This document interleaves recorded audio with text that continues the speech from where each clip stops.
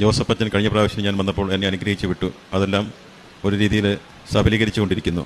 ഇങ്ങനെയൊരു കാര്യം ഞാനത് പറയാതെ പോയി കഴിഞ്ഞാൽ ഞാൻ ഈ അമ്മ മാതാവിനോടും ചെയ്യുന്ന ഒരു വലിയ കുറ്റമായി എനിക്ക് തോന്നുന്നു. ഞാനൊരു ടാറ്റ മോട്ടോഴ്സിൻ്റെ കോഴിക്കോട് വയനാട് ഡീലർഷിപ്പ് 16 വർഷമായിട്ട് നടത്തിക്കൊണ്ടിരിക്കുന്നു. 327 ജോലിക്കാരുണ്ട്. ഒരു മാസം 150 തൊട്ട് 200 കോടി രൂപയുടെ ടേൺ ഓവറുള്ളൊരു സ്ഥാപനമാണ്. 16 വർഷമായിട്ട് ബിസിനസ് നടത്തുന്നു. അപ്പോൾ ഞാൻ തുടക്കത്തിലൊക്കെ ഞാൻ ഒറ്റയ്ക്കായിരുന്നു. പിന്നെ വേറൊരു കോമ്പറ്റീറ്റർ വന്നു.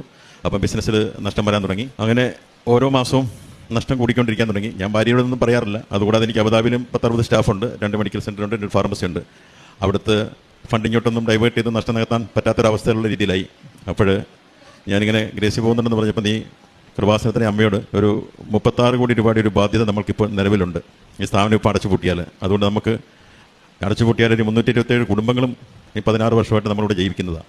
അവരും ബുദ്ധിമുട്ടിലാവും. അവർക്കെല്ലാവർക്കും ജോലി കിട്ടില്ല. അതുകൊണ്ട് നമുക്ക് ഇതാർക്കെങ്കിലും ട്രാൻസ്ഫർ ചെയ്യുകയാണെങ്കിൽ നമ്മുടെ കടബാധ്യത കുറഞ്ഞു കിട്ടും. അതുകൊണ്ട് നീ പ്രത്യേകം ഒരു നിയോഗം വെച്ച് മാതാവിനോട് പ്രാർത്ഥിക്കുക. അതിൽ ജനുവരി 17 ഞാൻ ടാറ്റയോട് പറഞ്ഞപ്പോൾ അവിടെ പുതിയൊരു ഡീലർഷിപ്പ് കൂടെ കൊടുത്തു, ഗോകുലം മോട്ടോഴ്സ് എന്ന് പറഞ്ഞു.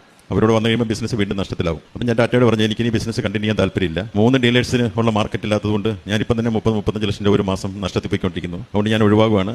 അപ്പം 17-ാം തീയതി ജനുവരി വിളിച്ചിട്ട് അപ്പം എനിക്ക് ഒരുപാട് വയനാടും കോഴിക്കോടും എല്ലാം കൂടെ 6 ഷോറൂമും 8 ഔട്ട്ലെറ്റും ഉണ്ട്. അവൻ ടാറ്റയുടെ ഓഫീഷ്യസ് എന്നെ വിളിച്ചു, ഡോക്ടർക്ക്, കാരണം എനിക്ക് സൗത്ത് ഇന്ത്യയിലെ ഏറ്റവും വലിയ ഷോറൂമാണ് എൻ്റേത്. അത് രത്തൻ ടാറ്റ വന്ന് തന്നെ ഇനാഗുറേറ്റ് ചെയ്തൊരു ഷോറൂമാണ് 2009. അപ്പം അത്രയും വലിയൊരു സ്ട്രക്ചർ 150 കോടി രൂപയാണ് ഞാൻ ഇൻവെസ്റ്റ് ചെയ്തിരിക്കുന്ന ഇൻഫ്രാസ്ട്രക്ചറിന് വേണ്ടി മാത്രം. അപ്പം അവർ പറഞ്ഞ് നിങ്ങൾക്ക് ഗോകുലമായിട്ടൊരു നെഗോസിയേഷൻ നടത്ത്.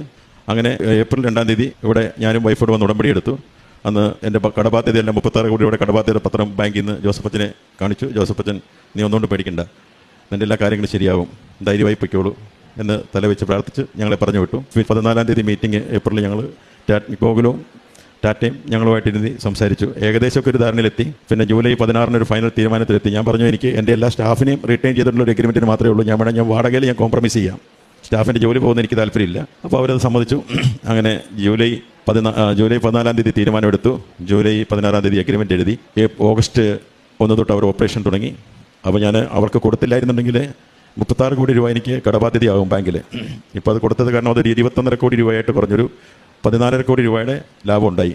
ഇനി 21.5 കോടി രൂപയും കൂടെ എനിക്കിനി ഉണ്ടാക്കാനുണ്ട്. അതുപോലെ തന്നെ ഞാനൊരു കുറച്ചൊരു വെറ്റ് ലാൻഡ് ഡ്രൈ ലാൻഡ് ആക്കാൻ വേണ്ടി കൊടുത്തിരുന്നു. ഇതിൻ്റെ കടം വീട്ടാൻ വേണ്ടി വിൽക്കാൻ വേണ്ടിയാണ്. അത് ഇങ്ങനെ 3 വർഷമായിട്ട് ഒന്നും ആയിരുന്നില്ല. ഇപ്പം ഈ ഉടമ്പടി എടുത്തതിന് ശേഷം ഒരാഴ്ച കഴിഞ്ഞപ്പോഴത്തേക്കും അതും വെറ്റ് ലാൻഡ് ഡ്രൈ ലാൻഡാക്കി എൻ്റെ ഫൈനൽ പേപ്പറും വന്നു.